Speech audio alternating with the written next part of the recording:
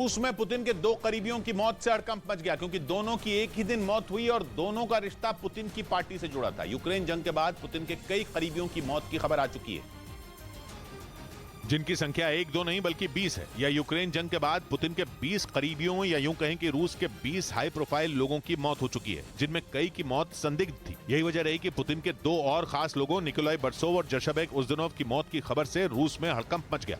दावा किया गया कि 77 साल के निकोलाई बरसोव की उनके घर में मौत हुई, जिसका कारण पता नहीं चल पाया, जबकि 57 साल के जशरबेक उज़दनोव की मौत लंबी बीमारी के बाद हुई। लेकिन इन दोनों नेताओं की मौत की वजह रूस की एक बड़ी आबादी के गले नहीं उतर रही, क्योंकि बरसोव और उज़दनोव दोनों रूस के रईस लोगों में एक थे।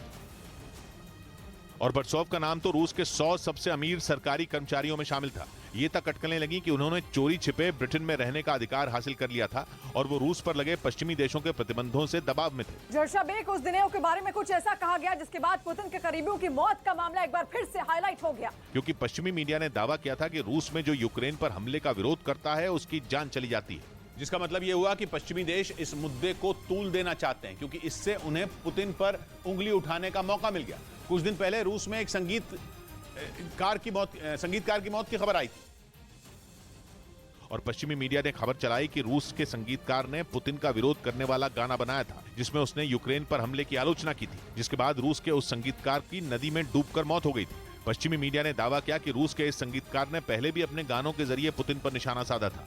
यानी घुमा फिराकर यह कहा गया कि रूस में हो रही संदिग्ध मौतों का कनेक्शन पुतिन से है, क्योंकि यूक्रेन जंग के बाद पुतिन के कई करीबियों की मौत हुई और ये सभी लोग या तो पुतिन के बहुत खास थे या उनकी पार्टी यूनाइटेड रशिया पार्टी का हिस्सा थे। और इन सभी लोगों में किसी को जहर दिया गया, कोई खिड़की से गिरकर जान गंवा बैठा, तो किसी का शव पेड़ से लटका मिला। और अब रूस के दो और बड़े नेताओं की मौत की खबर आई। इधर प्रधानमंत्री नरेंद्र मोदी पर कांग्रेस अध्यक्ष मल्लिकार्जुन खड़गे के दिए एक बयान पर बीजेपी भड़क गई।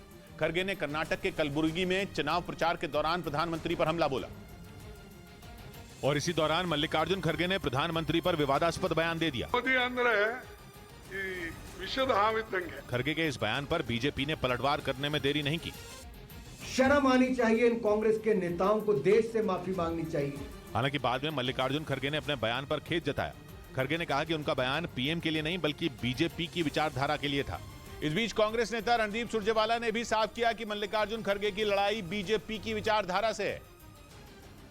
कांग्रेस पार्टी की लड़ाई, खड़गे साहब की लड़ाई नरेंद्र मोदी जी से व्यक्तिगत नहीं, हमारी लड़ाई भाजपा के दुराग्रह से है। उधर ब्रिटेन को भी खालिस्तान समर्थक पर चरमपंथियों से खतरा महसूस होने लगा है। यह दावा वहां पूर्व प्रधानमंत्री बोरिस जॉनसन की देखरेख में तैयार की गई द ब्लूम रिव्यू नाम की रिपोर्ट में किया गया। रिपोर्ट के मुताबिक खालिस्तान समर्थक चरमपंथी संगठन आने वाले दिनों में ब्रिटेन के लिए मुश्किल खड़ी कर सकते हैं और इसी वजह से